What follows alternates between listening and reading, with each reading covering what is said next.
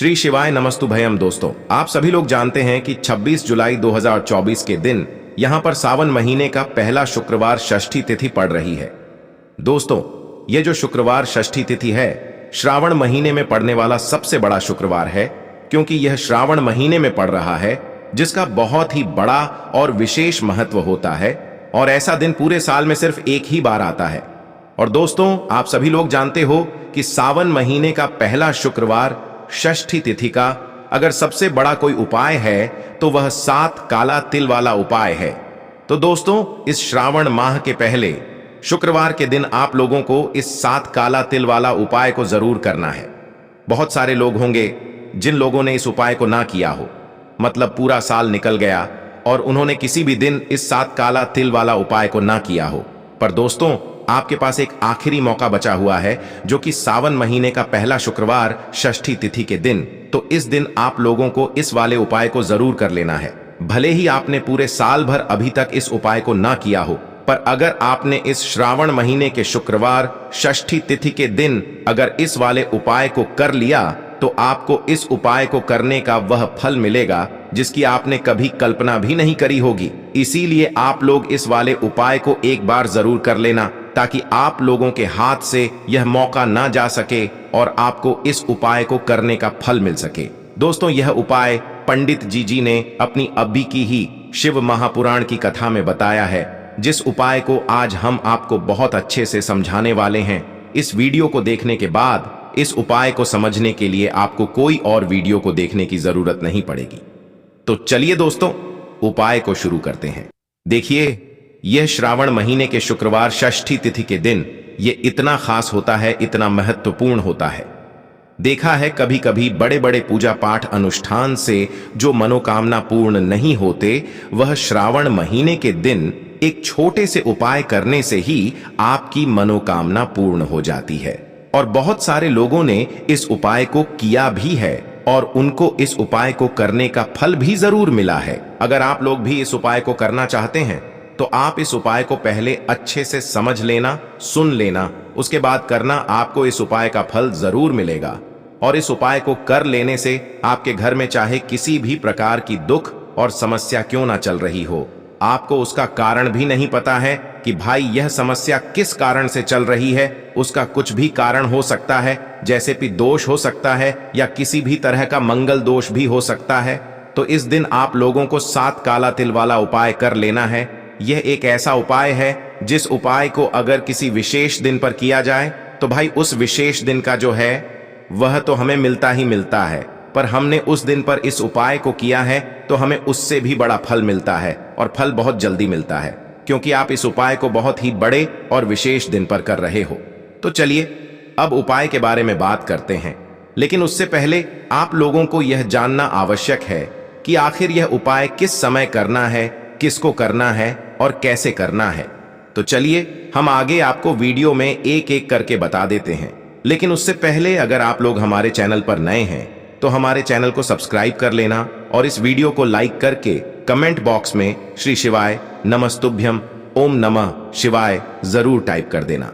तो दोस्तों, इस 7 काला तिल वाला उपाय को हमें इस शुक्रवार षष्ठी तिथि के दिन कैसे करना है, किसको करना है, किस समय करना है और कहां पर करना है, यह सारे सवालों के जवाब आपको इस वीडियो में मिल जाएंगे।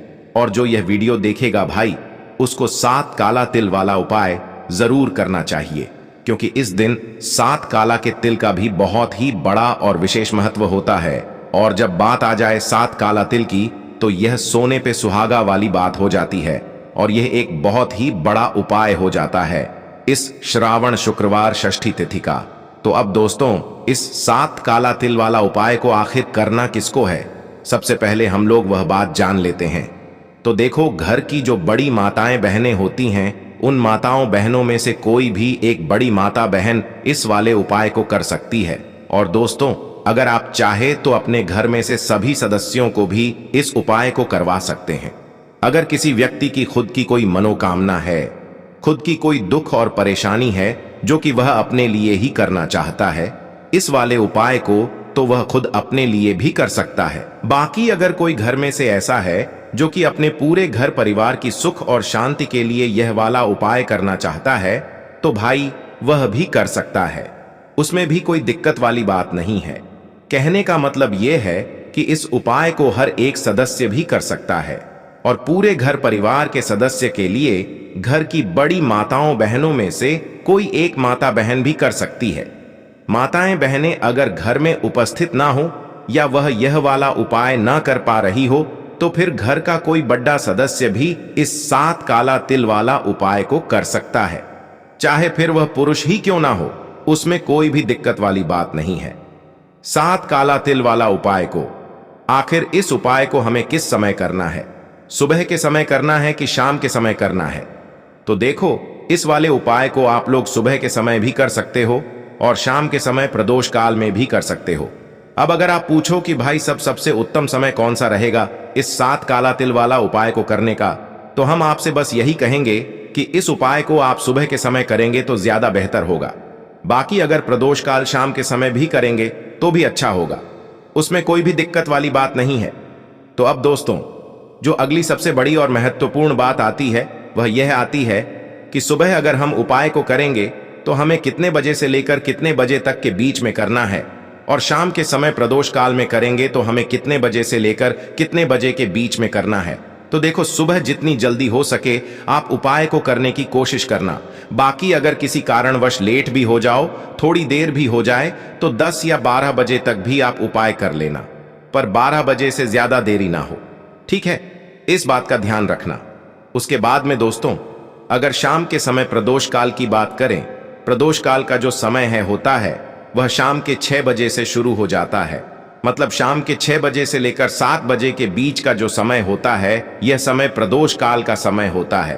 पर अभी जो मौसम चल रहा है, इस मौसम में जो है शाम बहुत देरी से होती है, तो आप इस उपाय को 7 या 8 बजे के बीच में भी कर सकते हो। मतलब शाम के 6 बजे से रात 8 बजे के बीच में आप कभी भी इस वाले उपाय को कर सकते हो, उसमें कोई भी दिक्कत वाली बात नहीं है। दोस्तों देखिए, आज के इस पूरे वीडियो में हम 2 महा उपाय के बारे में बात करेंगे। ये दोनों उपाय पूज्य गुरुदेव की ही कथा सुन करके समझ करके समझाने का प्रयास कर रहा हूं। देखो, सबसे पहली बात, शुक्रवार के दिन जब भी हम स्नान करते हैं तो 1 चुटकी हल्दी हमें डालना चाहिए और उसी से स्नान करना चाहिए। हल्दी मिश्रित जल से शुक्रवार षष्ठी तिथि पर स्नान करने मात्र से हमारे जीवन के भाग्य जो है वो प्रबल होते हैं, पुण्य जो है वो प्रबल होते हैं। देखिए, स्नान आदि करने के बाद सबसे पहला जो उपाय है उसके लिए आपको क्या करना है, आप आपके घर में जहां कहीं भी भगवान विष्णु है, जहां कहीं भी माता लक्ष्मी की फोटो है, वहां पर आपको जाना है, या आपके प्रतिमा है तो उनके सामने आपको बैठना है, लाल कपड़ा बिछाना है, उनके सामने एक गोल बाती का दीपक फजलिल करना है, ठीक है? साथ में लेना है तांबे के पात्र के अंदर जल, और साथ में लेना है 1 चुटकी हल्दी, और साथ में लेना है काले तिल के साथ या तो 11 दाने, ठीक है? हल्दी और काले तिल के दाने, ठीक है? अब देखो, बिल्कुल ध्यान से समझना, आप क्या करेंगे। आज के दिन भगवान विष्णु माता लक्ष्मी को आपको हल्दी से तिलक लगाना है, ठीक है? अब आप क्या करेंगे, हल्दी से तिलक लगाने के बाद ओम नमो भगवते वासुदेवाय का 11 बार जाप करेंगे, ठीक है? और काले तिल और हल्दी जो है वो आपके सीधे हाथ में रखना, और उसके बाद ओम नमो भगवते वासुदेवाय का 11 बार जाप करना और ओम महालक्ष्मी नमः का 11 बार जाप करना, ठीक है? और यह दोनों चीज आप मंत्रों का जाप करने के बाद, ठीक है, मंत्रों का जाप करने के बाद तांबे के पात्र के अंदर डाल देना। अब यहां पर एक चीज समझना, विष्णु सहस्त्र नाम का अगर आप पाठ कर सको तो आपको करना चाहिए। आज के दिन गुड़ और गुड़ के ऊपर आप तुलसी दल रखें और तुलसी दल का भोग लगाएं। देखो, तुलसी दल के बिना भगवान विष्णु भोग को स्वीकार बिल्कुल भी नहीं करते हैं। आज तुलसी दल आप तोड़ तो नहीं सकते हैं, लेकिन अगर पुराने तुलसी दल हैं तो वो आप उपयोग में ले सकते हैं, ठीक है? भोग लगाना चाहिए आज के दिन। अब आप क्या करेंगे, देखिए, अब आपको क्या करना है, जो दीपक है, दीपक से आपको भगवान विष्णु की माता लक्ष्मी की आपको आरती करना है। अब ये जो तांबे का पात्र है जिसके अंदर हल्दी और काले तिल डाले हैं, इस पात्र को दोनों हाथों से उठाना ठीक है, एक हाथ से मत उठाना, दोनों हाथों से उठाना, पूरे घर में लेकर के घूमना और घर के बाहर निकल करके घर के बाहर जहां कहीं भी पीपल का वृक्ष हो, जो देव वृक्ष है, वहां पर आपको जाना है। शुक्रवार का दिन है, पीपल के वृक्ष के वहां पर आपको जाना है। और अब आपको क्या करना है, वहां पर आपको पूर्वमुखी होकर के आज के दिन पीपल देव को प्रणाम करना है, भगवान विष्णु को प्रणाम करना है और भगवान विष्णु से यह कहना है कि मेरे जी, भगवान विष्णु से आपको कहना है कि जीवन के सारे पाप नष्ट हो जाएं, पूर्व भव के कर्म हो, जो पाप हो, जिनकी वजह से कष्ट भोगना पड़ रहा है, जो कर्म अनजाने में भी किए हो, उन सभी का क्षय करो। भगवान क्षमा याचना करना है आपको, आपकी गलतियों के लिए आपको क्षमा मांगनी है, याचना करनी है, पापों से मुक्ति मिल जाए। देखो, यह शुक्रवार षष्ठी तिथि है, समस्त पापों से मुक्त कराती है और पुण्य फल की प्राप्ति कराती है। जीवन में आ रहे जो भी कष्ट हैं, वह पूर्व भव के कर्मों की वजह से कष्टों को भोगना पड़ता है। उन पापों के लिए अगर आप माफी मांग लेते हैं तो आपके जो कष्ट हैं वो कम होना शुरू हो जाते हैं। तो इस शुक्रवार षष्ठी पर समस्त पापों को नाश करने वाली, यह देखो, शुक्रवार षष्ठी सबसे बड़ा व्रत होता है, व्रतों का राजा माना जाता है और इसीलिए इस शुक्रवार षष्ठी तिथि पर प्रार्थना करते हुए काले तिल और हल्दी मिश्रित जल जो है वह जड़ के अंदर आपको डाल देना है। जो भी व्यक्ति आज के दिन यह उपाय करता है, उसके घर में देवी महालक्ष्मी का वास होता है। घर में अगर पूर्व भाव के कर्मों की वजह से धन का अभाव हो रहा है तो वो अभाव भी दूर हो जाएगा। शुक्रवार के दिन यह षष्ठी तिथि पड़ी है, जो कि बहुत ज्यादा विशेष खास बनाती है इस उपाय को करने के लिए। तो यह हो गया पहला उपाय, जो कि सबसे ज्यादा खास था। अब हम बात करते हैं दूसरे उपाय की।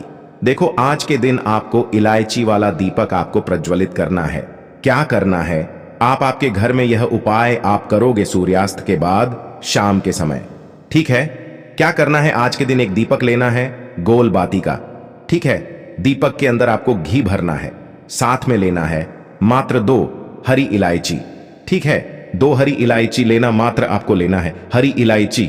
देखो, 2 ले सकते हो, 1 ले सकते हो, जितने आप लेना चाहे आप ले सकते हैं, 1 या 2 आप हरी इलायची ले लेना। आपको क्या करना है, आपके हाथ में वो हरी इलायची रखना, ठीक है। यह दीपक आपको आपके घर के मंदिर में लेकर के जाना है और वहां पर आपको यह दीपक रखना है, ठीक है। इस दीपक को प्रज्वलित करना है, हरी इलायची आपको रखना है आपके हाथ में, ठीक है। अब आप क्या करेंगे, आपके घर में जिस भी व्यक्ति को जो भी प्रॉब्लम है उसका स्मरण करना है। जैसे जैसे कि आपके जो बच्चे हैं उनके ऊपर कोई भी कष्ट है, किसी भी प्रकार से धन का अभाव है, ज्ञान का अभाव है, तो ऐसा स्मरण करना है कि इसकी जो समस्या है ये दूर हो जाए, ठीक है। हरी इलायची हाथ में रख करके ही आपको स्मरण करना है, जीवन की सारी तकलीफें दूर हो जाए। ऐसी प्रार्थना करते हुए यह हरी इलायची जो है वो दीपक के अंदर आपको डाल देनी है। अब इस दीपक को उठाना है और आपके घर के मंदिर से उठा करके इस दीपक को आपको लेकर के आना है। जहां कहीं भी आपके घर में तुलसी जी है, तुलसी जी वाले क्यारा की वहां पर आपको आना है और तुलसी जी के पास में इस दीपक को आपको अर्पित कर देना है। इस दीपक के अंदर एक चुटकी हल्दी भी आप डाल सकते हैं। ये उपाय करने से आपके घर में रहने वाले जितने भी लोग हैं उनके ऊपर किसी भी प्रकार का कष्ट होगा वो निश्चित तौर पर दूर हो जाएगा। यह उपाय आप लगभग सूर्यास्त के बाद कर लेना, 7-8 बजे के लगभग आप ये उपाय कर सकते हैं। जो भी व्यक्ति इस प्रकार से उपाय करता है, तुलसी जी की जड़ में आप अर्पित करना, उसके बाद तुलसी जी से प्रार्थना करना, जीवन की जो भी परेशानी है आपकी वो दूर हो, ऐसी कामना करते हुए यह उपाय आपको करना है। ध्यान रखना, आज के दिन तुलसी जी को स्पर्श आपको बिल्कुल भी नहीं करना है और गलती से भी तुलसी जी को हानि बिल्कुल भी नहीं पहुंचने चाहिए। तो थोड़ा सा दूर रख करके दीपक आपको अर्पित कर देना है तुलसी जी के वहां पर। देख, ये उपाय आप जैसे ही कर लोगे, ध्यान रखना इस दीपक को पूरे घर में आपको दिखाना है। बस वॉशरूम अशुद्ध स्थानों पर आपको यह नहीं ले जाना है, बाकी पूरे घर में आपको लेकर के भ्रमण करना है और अंत में तुलसी जी के वहां पर आकर के आपको अर्पित कर देना है। जब आप अर्पित करोगे, आपका मुख जो है पूर्व मुखी होना चाहिए और उसके बाद ओम नमो भगवते वासुदेवाय, ओम नमो भगवते वासुदेवाय का वहां पर भी आपको 11 बार आपको जाप करना है और उसके बाद आपको दीपक अर्पित करना है, ठीक है। ये अर्पित कर लिया, उसके बाद आपकी वापस से कामना आपको बोलनी है। बस इतना सा उपाय करना, देवी माँ लक्ष्मी भी प्रसन्न होती है, भगवान विष्णु भी प्रसन्न होते हैं और जीवन के सारे कष्ट दूर होते हैं। देखो, 2 महा उपाय के बारे में हमने आपको बता दिया। एक लोटे जल के अंदर काले तिल वाला विशेष उपाय और एक दीपक के अंदर हरी इलायची वाला उपाय। दोनों में से जो उपाय सावन महीने का पहला शुक्रवार षष्ठी तिथि आपको लगे, आप वो करना। तो दोस्तों, यह थे पूज्य गुरुजी द्वारा बताए गए कुछ बहुत ही खास उपाय। अगर आपको जानकारी अच्छी लगी हो तो वीडियो लाइक करिएगा। मिलते हैं फिर एक नए वीडियो के साथ। श्री शिवाय नमस्तुभयम।